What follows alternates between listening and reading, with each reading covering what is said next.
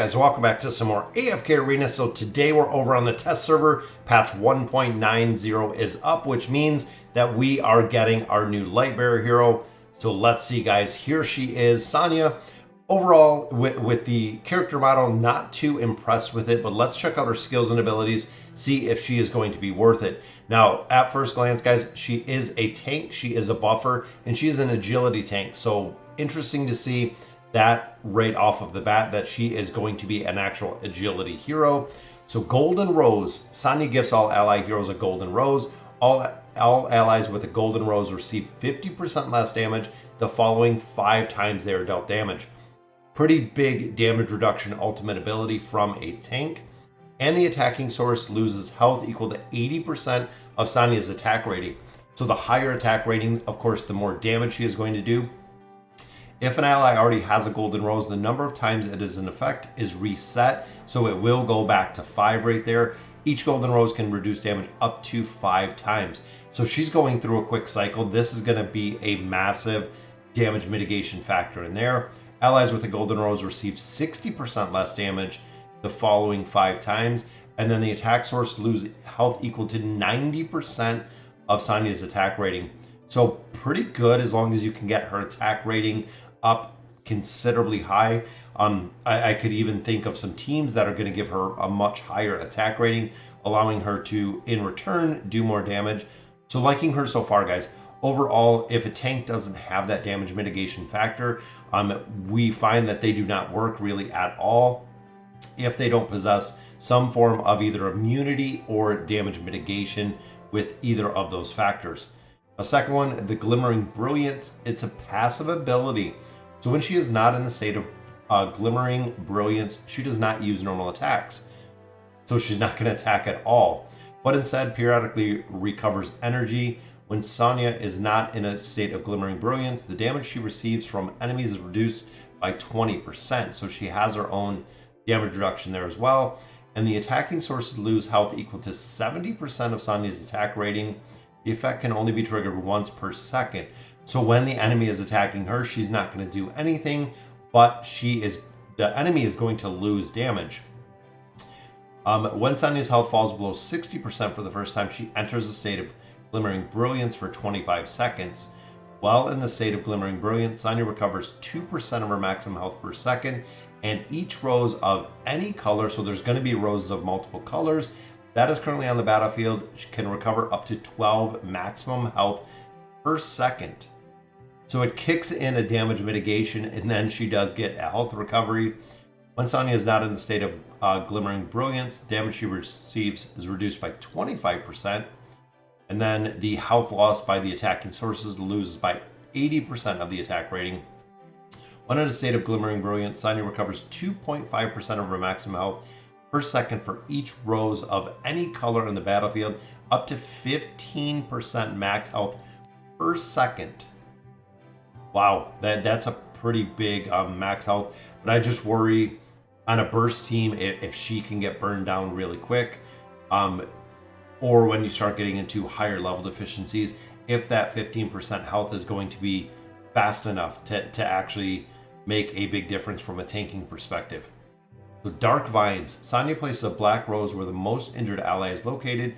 That deals 180% of Sonja's attack rating as AoE damage to nearby enemies. So now it's almost a finishing move, because if you have a injured enemy that is ready to die, she can go ahead and throw Dark Vines or throw the black rose on there as like the finisher. After the black rose is dealt damage 3 times, the most injured ally receives a shield that exists for 8 seconds, and which has a value equal to the damage dealt by the black rose. So now again, kind of a tanking support aspect. It is going to provide a shield on the most injured ally. Black rose deals 200% damage, then it goes to 220.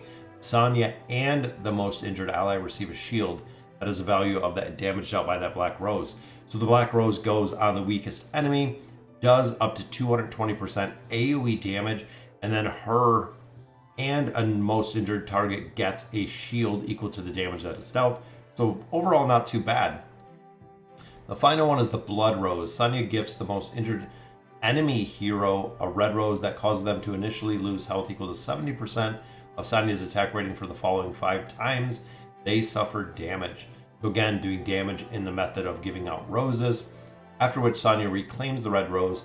When she reclaims the red rose, if the enemy is still alive, they shall lose 8% of their maximum health, but shall not exceed 240%. So it's going to do a damage over time. Not only is the blood rose going to do damage the first time, if the target doesn't die, it's going to do damage over time. Sonja's health recovers an amount of health equal to that lost by the enemy. If Sonja is in the state of glimmering brilliance, the amount of health she recovers from the skill is multiplied 2 times. That's pretty strong. This skill has prioritized enemies that have not possessed a red rose. Then enemies equally lose health equal to 90% of Sonja's attack rating for the following 5 times they suffer damage. If the enemy is alive when she reclaims the red rose, they lose 10% of their max health, but not exceeding 300%. And then the 2 most injured enemies are gifted a red rose. So her plus 60 engraving is doubling the damage that it's going to do with the blood rose, which is actually pretty incredible. All right, so let's check out the signature item, guys. So it is the rose. When Sonja uses her ultimate skill, allies with golden roses are gifted a thorned aura that deal 110% of Sonja's attack rating as AoE damage every second to nearby enemies. So if you have the enemies together, this thorned aura is going to do damage, but also a couple of her skills are going to do damage. It seems like getting all of this AoE damage together is going to make a pretty big difference within some team comps. Thorned aura allows the ally using it to recover health equal to 100% of Sonja's attack rating every second. Every time the thorned aura deals damage, the ally using it recovers an additional amount of health equal to 60% of the damage. So now not only is it doing damage, but now it's going to be a health recovery, which is good. Allied with the thorned aura deal 130% of the attack rating AoE every second. And when 2 or more enemies are within the range of the aura, the amount of health the ally using it recovers is increased by 80%. So it's kind of a retaliation tank. I'm thinking almost like what Thorin does. When he takes damage, it deals some of the damage back. Seems like this is something they've been building into a lot of these different heroes. Every time an ally possesses a golden rose suffers from an enemy control effect. So if there's CC in there, the effects of the golden rose are extended 1 time. This effect can be triggered by each ally once every 5 seconds. So the damage mitigation from the golden rose can be extended with crowd control. Pretty cool. Start a battle, the 3 backline allies are gifted golden roses from the skill golden rose. That can be used 3 times. So the damage mitigation is going onto the entire back line using this golden rose ability to mitigate 60% of the damage, which is kind of crazy because a star's damage mitigation is 45%. It is 60% if you take her to that plus 60 engraving. Here it is 60% off the bat, but only a limited time.